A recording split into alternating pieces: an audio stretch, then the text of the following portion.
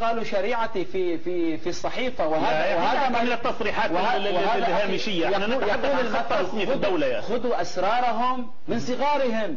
هذا من ينكر شهية النظام الإيراني. تستقبل نجاد أو تستقبل بوش في المنطقة، أيها أفضل برأيك أنت؟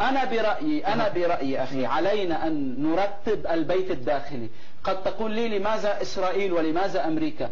الكل يعلم من هي إسرائيل ومن هو بوش، لا خلاف في ذلك. إنما المشكلة إذا كان لديك عدو ظاهري وعدو باطني، أيهما الأخطر؟ لذلك تتحدث أكثر عن إيران أكثر من ذلك عن إسرائيل، لأن موضوع إسرائيل هو موضوع لا يحتاج إلى بحث وتقرير، إنما هذا ولا يحتاج إلى أدلة وبراهين، إنما هذا كالنار على المنار والشمس في رابعة النهار.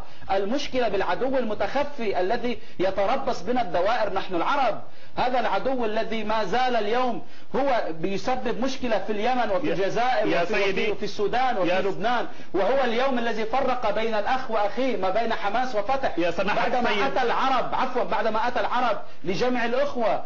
اليوم نحن في حالة ينبغي أن نكون من المستنفرين ومن المنتبهين لشهية النظام الإيراني. يا سماحة السيد، هناك من سيقول أنك تحاول الضرب أو اللعب على وتر العرب والعروبة